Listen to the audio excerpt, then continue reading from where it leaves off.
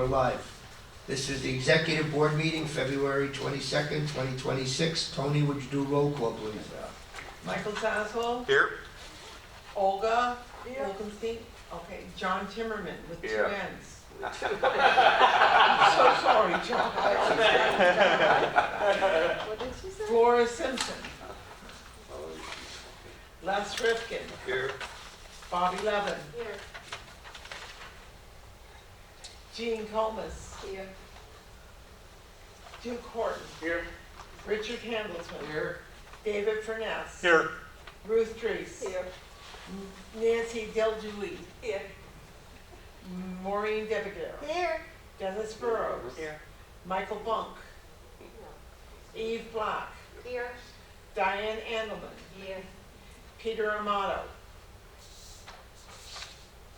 Joanne, I see you. Tony, I see myself. David, I see you. Jerry, I see you. And Stuart, I see you. And Fausto, I see you. Thank you. Okay, we have a quorum. Thank you very much. Okay. I'll entertain a motion to accept the minutes. John Timmerman, seconded by Richard Handelsman.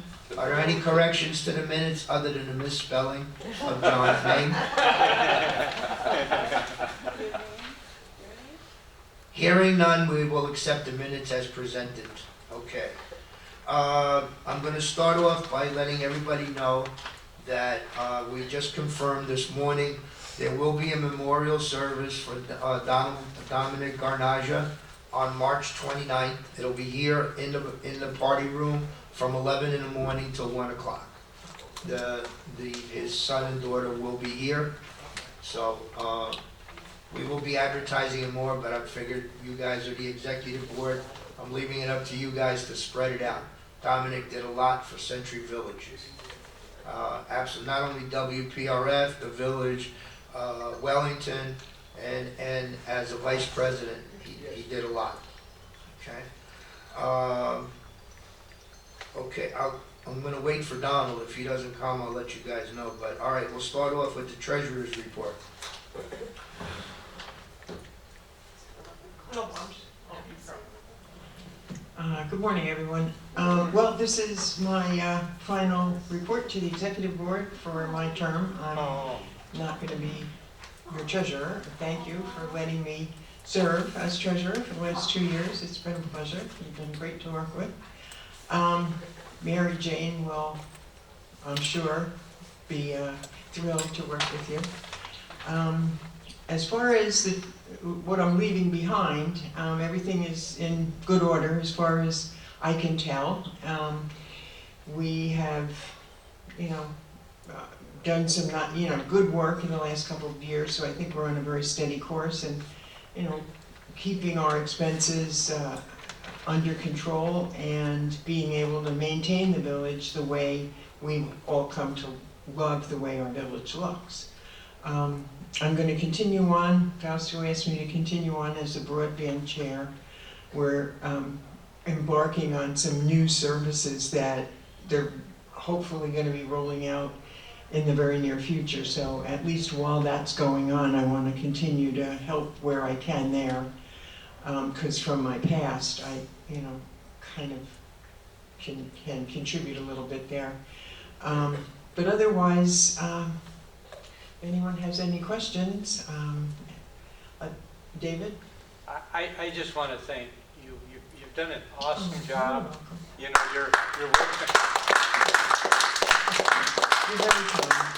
your work on the reserve schedule, your approach to people, and Well, it's been a pleasure. I have some medical issues I have to take care of, and I'm leaving you in very, very good hands, but I'll be around. If anyone needs help, I still will be more than happy to do what I can, as much as I can.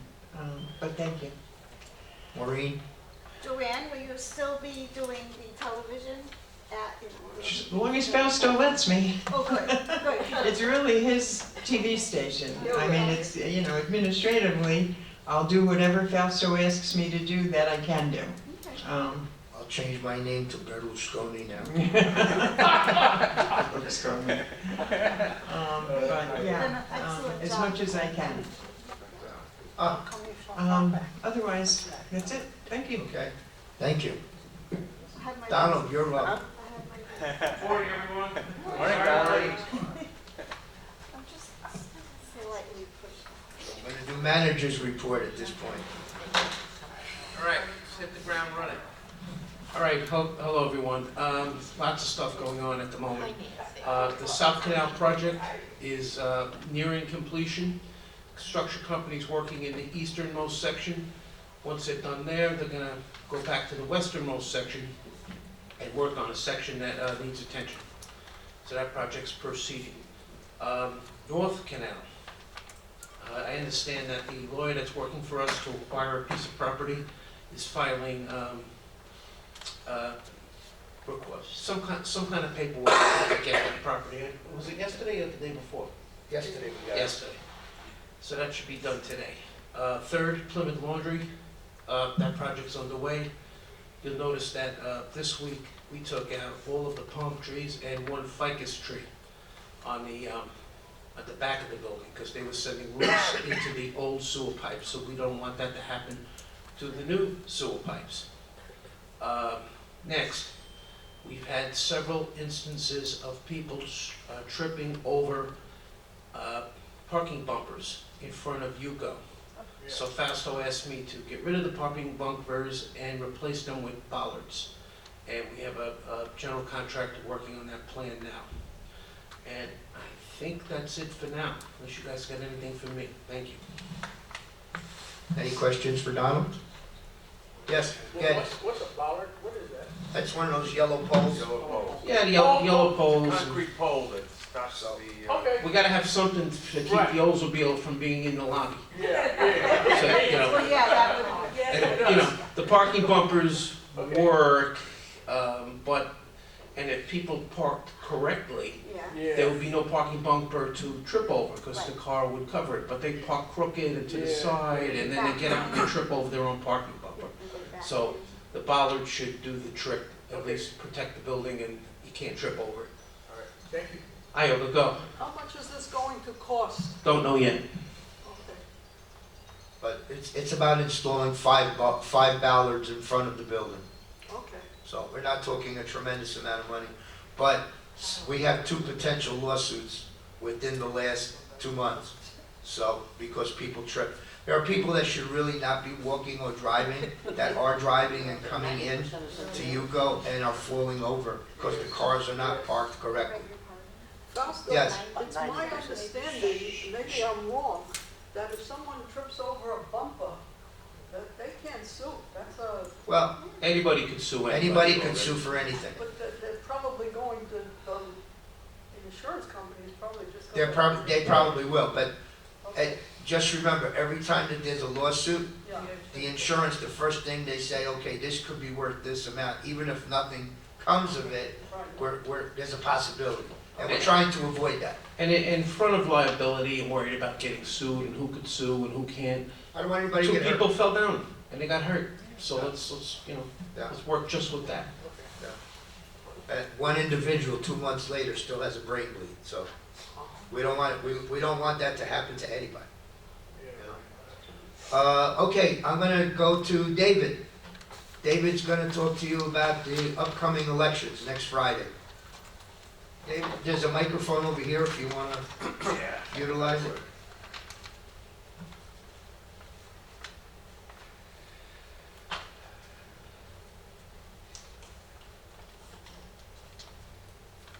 Good morning. Morning. First things first. We know that everybody, or not everybody, a lot of associations are having meetings. And if you want to update your voting, be able to vote, you have to have the delegate and officers forms in by noontime on Wednesday.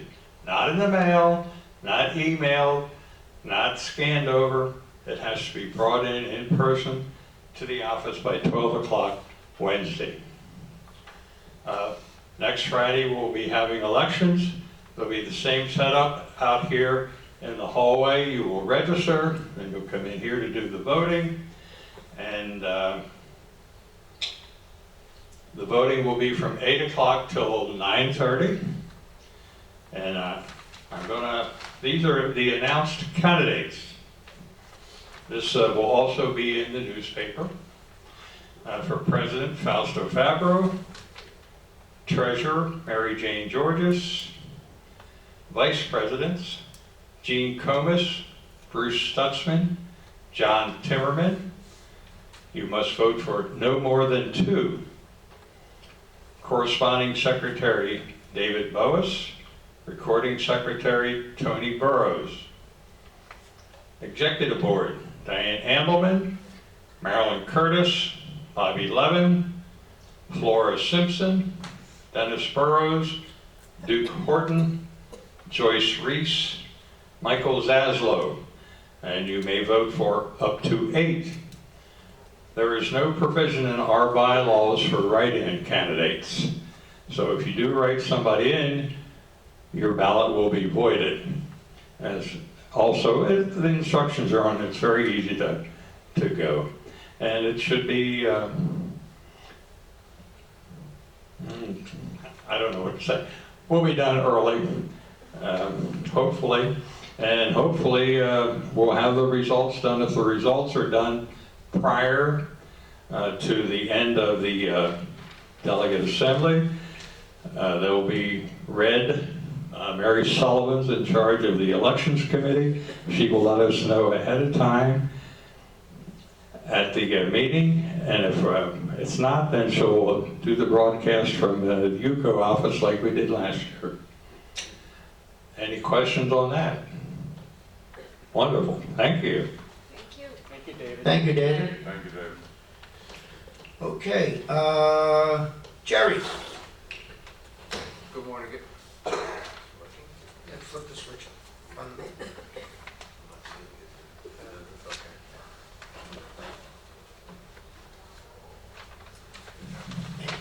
Hi, good morning, everybody. I'll also be brief, just, again, my operative word here is transparency. I have got people who have called me in the office this week at least 3 times that their association or association board or presidents are not giving them financials, are not giving them proper guidance as to what can or cannot be done. One person called me yesterday, there's some kind of disinfectant that was being sprayed on the building. She never knew about it. What can UCO do about it? UCO can't do anything about it. It's an association issue. If the association doesn't follow the rules, then you have alternatives. It's not to come to UCO. I think, Donald, if you could correct me, DP, what could they go to exactly? A unit owner can fill out a universal complaint form for DBPR, Department of Business and Professional Regulation. But for the thing you just mentioned, a chemical that someone's concerned with, Right, yeah. the manager or the contractor who sprayed it should have what's called an MSDS sheet. Material Yeah. And I've had that in my own building where somebody said, what are you spraying here? No problem, I get the MSD, this is it. And it kind of puts a cap on it. Right. People don't get proper notices of meetings, it just, boggles the mind that how can an association not function and not being transparent? But what could I say? I just this is my frustration with some of these people. I wish I could help them, but I can't. There was one more item, and I think Fausto may elaborate on it, that the La Quinta was sold to a private investor, and he'll probably could tell you more than I can. No evidence of it. But that was information that I understand we've not been able to substantiate yet. Okay. That's it. Stuart, you're up. Don't put your shovels away yet, there's a snowstorm coming. Who knows what's going to happen here in Florida? Just an observation. A car, about 2.5, 3 weeks ago, a car driving by the Somerset area hit a woman. She was taken away in an ambulance. We have not gotten any word as to what her condition is.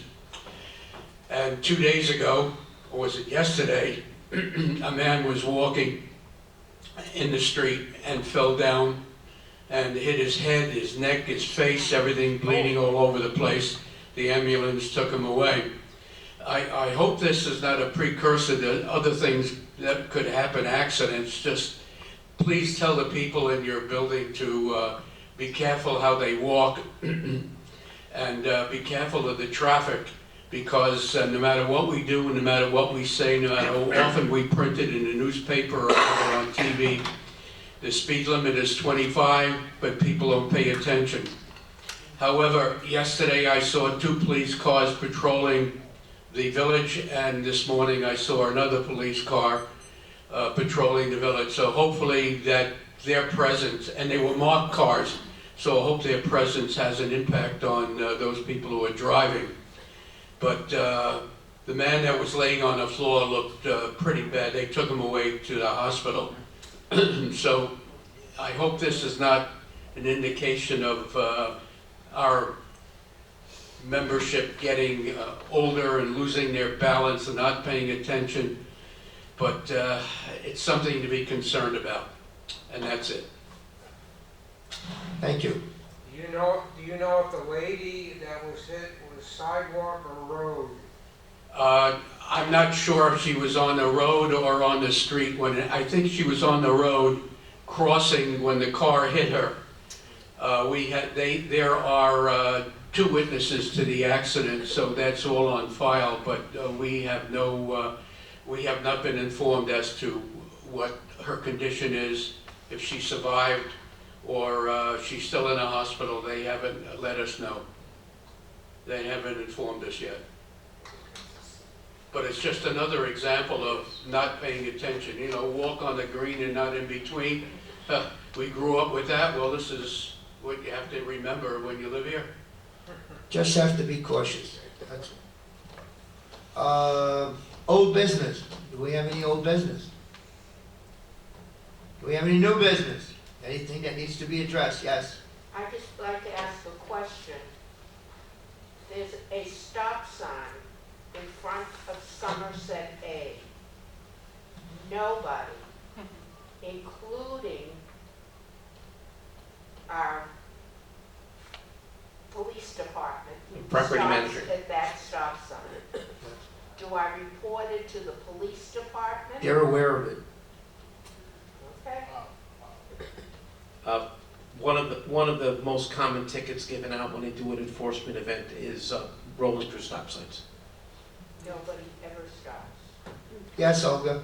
I thought that they could not do anything with that stop sign because it's not on the road, that they could only patrol the road stop signs. It's at the discretion of the officer. Okay. Well, that's a contradiction to what I heard before, so. It's still at the discretion of the Yeah, officer at any Right. time. Yeah. Any other new business? Okay. Anything for the good of the order? I just want to add something to what David brought up before. You are having annual meetings now, and you are having new board members or whatever. Just to remind them they have to take that 4-hour online course within 90 days of being appointed to the board. And those people who took the 4-hour course now have to take a 1-hour course once a year as well. But it's just a reminder to everybody. Our paper will be out tomorrow. Some might even, we should get it today, but by Sunday, everybody should get the paper, and a copy of the sample ballot is in there, along with all the candidates. So make sure you do your due diligence. Anything else for the good of the order? I'll entertain a motion to adjourn. David Furness, seconded by John Timmerman. Everybody have a nice weekend. Thank you, everyone.